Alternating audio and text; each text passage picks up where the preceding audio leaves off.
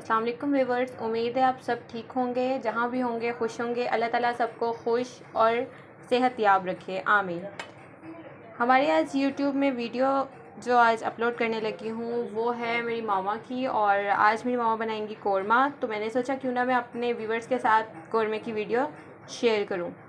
تو سٹارٹ کرتے ہیں ہم اپنی ویڈیو۔ السلام علیکم ویورز، کیسے ہیں آپ؟ آئی ہوپ کہ آپ بہت اچھے ہوں گے۔ آج میں بیٹی کی فرمائش پہ بنانے لگی ہوں چکن قورمہ۔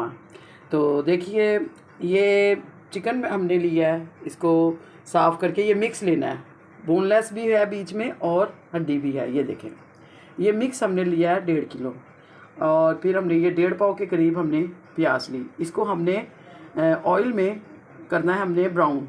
پھر ہم نے یہ 1 پاؤ کے قریب دہی لیا ہے۔ پھر ہم نے یہ لیا ہے لہسن لینا ہے آدھا پاؤ، کیونکہ 1.5 کلو سے زیادہ ہی ہے چکن۔ اور پھر ہری مرچ ہم نے گرائنڈ کرنی ہے۔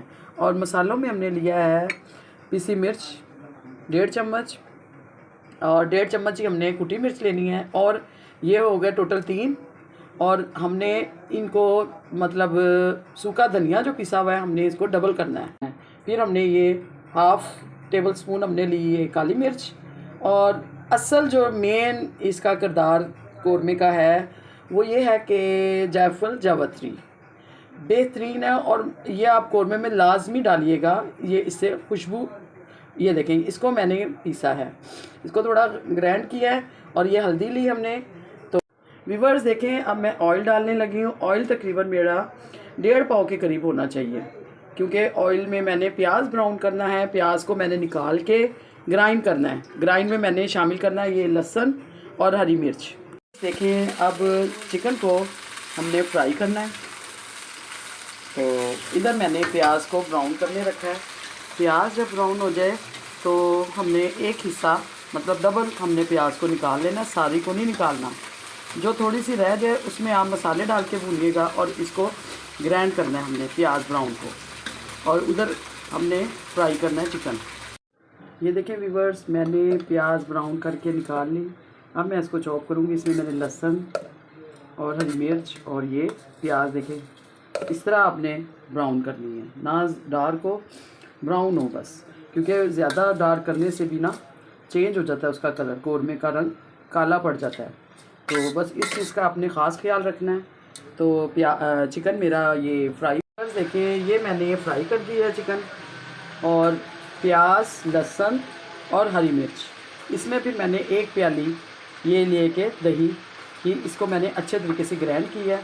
گرائنڈ کرنے کے بعد سب سے پہلے ہم ڈالیں گے گرم مسالہ ثابت۔ ویورز دیکھیں، اس کے بعد دیکھیں گرم مسالہ جب کڑکڑانے لگ جائے تو پھر ہم اس میں مسالہ جو ہم نے گرائنڈ کیا ہے وہ ہم ایڈ کریں گے۔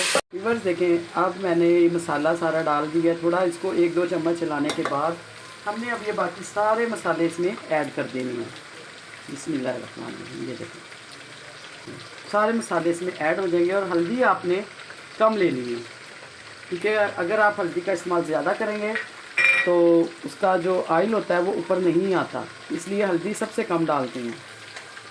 میں نے اس میں ابھی نمک بالکل نہیں ڈالا، اور آپ نے بھی نہیں ڈالنا۔ اگر آپ بیسٹ قورمے کا ٹیسٹ اگر آپ لینا چاہتی ہیں تو نمک آپ نے شروع میں بالکل نہیں ڈالنا، اس سے یہ ہوتا ہے کہ بھنائی رک جاتی ہے۔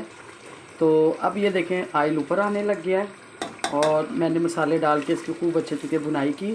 یہ دیکھیں ویورز، آئل اوپر آ گیا ہے۔ اب میں اس میں ڈالنے لگی ہوں چکن جو میں نے فرائی کیا تھا۔ پھر میں نے اس کے بعد نمک بھی ڈالوں گی، اور پھر دہی ڈال کے پھر اس کی بھنائی مزید کروں گی۔ ویورز، میں اب نمک ڈالنے لگی ہوں، اس میں آپ حسب ذائقہ نمک ڈالیے گا، ٹھیک ہے۔